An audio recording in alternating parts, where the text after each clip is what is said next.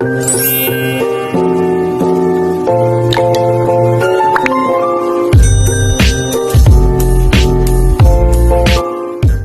guys! So for today's video, papakita ko sa inyo yung ginagawa namin every Monday after work. So by the way, dyan na ako nag-work. Yan, sa Toddler Town, downtown branch. Mukha lang siyang closed pero open na yan siya. Close na yung mga outer areas niya kasi hindi pa siya tapos. So papakita ko yung view sa inyo. So yan ang nursery. Hanggang doon. Dyan. So yan ang harap niya. And ganyan ang Burj Khalifa. So pupunta akong Dubai Mall ngayon. Naglalakad lang. So ito nga pala yung view. Doon ang Dubai Mall. Saan ba? Ayan. Yan ang Dubai Mall. So every 1 o'clock, nakaka-witness kami ng fountain. Yeah. I think it's every after 30 minutes. So, samahan niyo ako. Kaya itong first time ko dito sa Dubai, yung Burj Khalifa talaga or dito sa Dubai Mall talaga kami first na pumunta. Kasi nga, syempre tourist, baguhan, at mangha talaga ako nun. Kasi first time ko makita yan. Pero kapag everyday mo na pala siya nakikita, parang wala na lang. Magsasawa ka din, ano. So, ito nga pala yung view. Yan din yung tinatawag nilang opera. Ano pa naman ang meron dyan sa loob niya? Siguro para siyang theater or hotel ba? Hindi ko sure. Meron din trend dito. Kasi para din siyang park. Ayan. Pwede tumambay yung mga bata. Kasi yung mga residential buildings na yung mga yan. Napapalibutan din siya ng mga residential buildings. Ito yung tatawag na downtown. Papakita ko sa inyo. Yung mga bata naliligo na dyan sa may parang natawag dyan fountain pa. So may park din dyan sa park na yan. Tambayan din ng mga bata. So part pa rin to siya ng downtown. Ay grabe, nag-enjoy talaga sila. Takbuhan yung mga bata.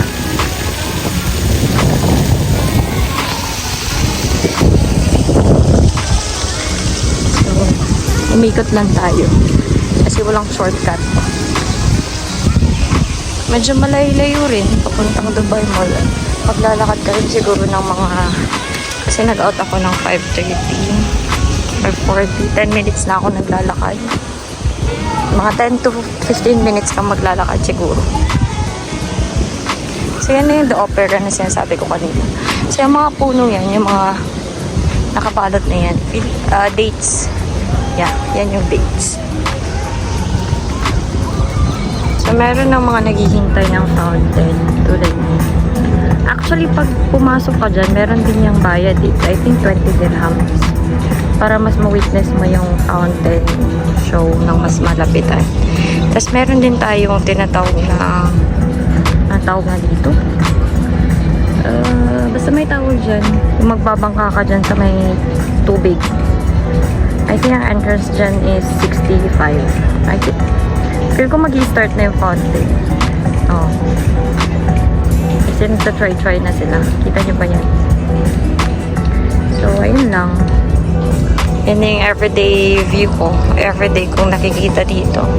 So, every Monday. So, ayun nga. Every Monday, off yun ni Dabo. So, yun din yung time na every Monday pupunta akong Dubai Mall. Naglalakad papuntang Dubai Mall para rumakit.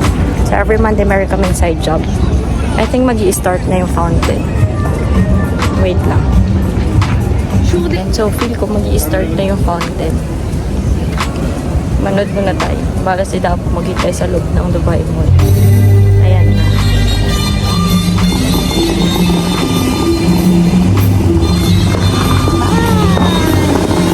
Yan na lang.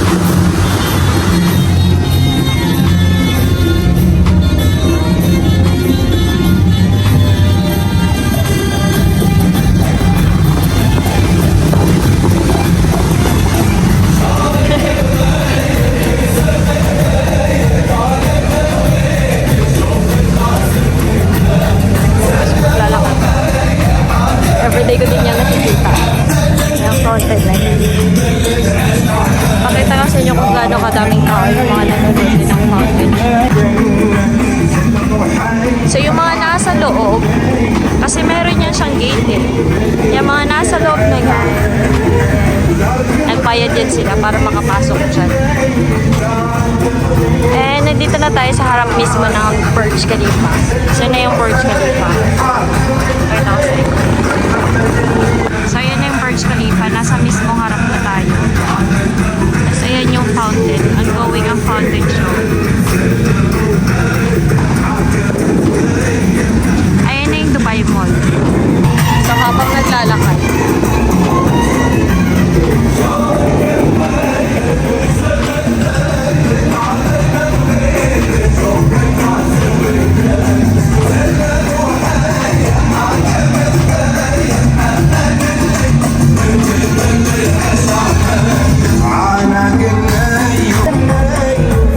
tinawag siyang Dubai Dancing Fountain kasi yung mga papalood, yung mga tour or yung fountain, sumasabay siya dito sa biglang diba? Malambot pa yung tubig at sa katawang sabi.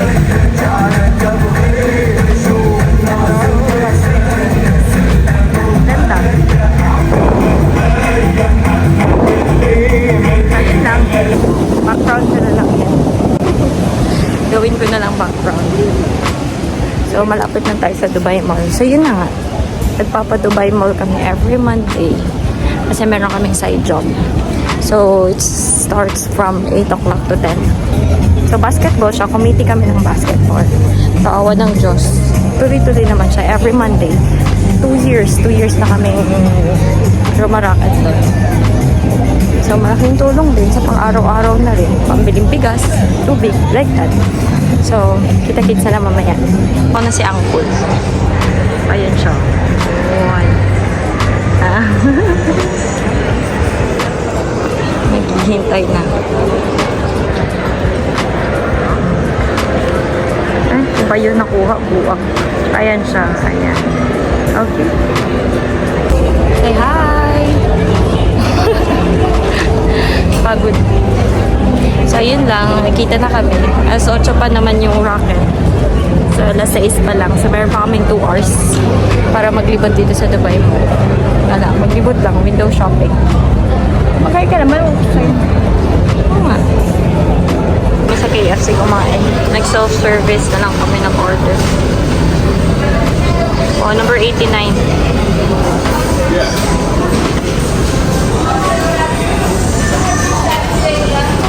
What is your order, madam? Ano? What is your order?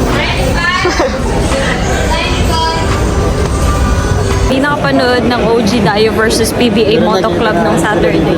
Pero nakita niya dito sa Dubai Mall. Nakapagpa-picture pa siya. Papakita ko sa inyo mamaya. Sila pa nagtawag kay Dabo ha. Siya pa yung feeling artista. Feeling PBA player. Oh, tingnan niyo naman yung smile niya hanggang tenga. Huwag ka na daw mahinga. Huwag ka na maya, pa-picture ka na, tinakot pa. Tuwang-tuwa.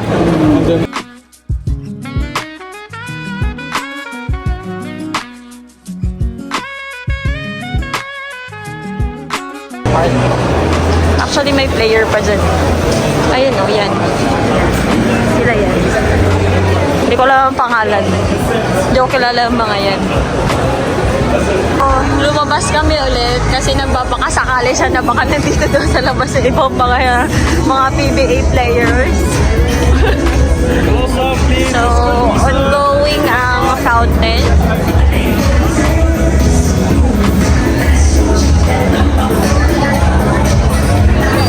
Dami rin tao. Super dami ng tao.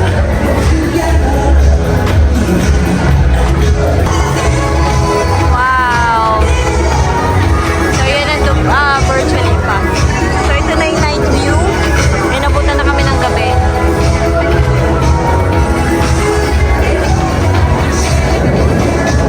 Wow!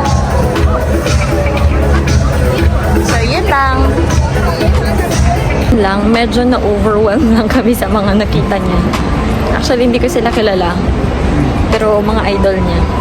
So, papunta na nga kami sa Zabil. Naglalakad na kami. Ilang beses ko na ata itong na-feature sa video namin before. Itong parang extension na to. So, kita tayo dun. Ayun, dito na tayo sa court.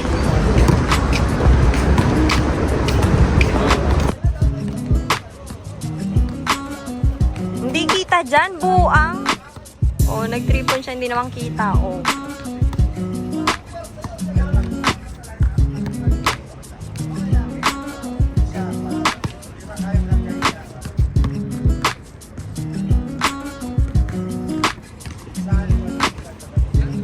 O, tama na.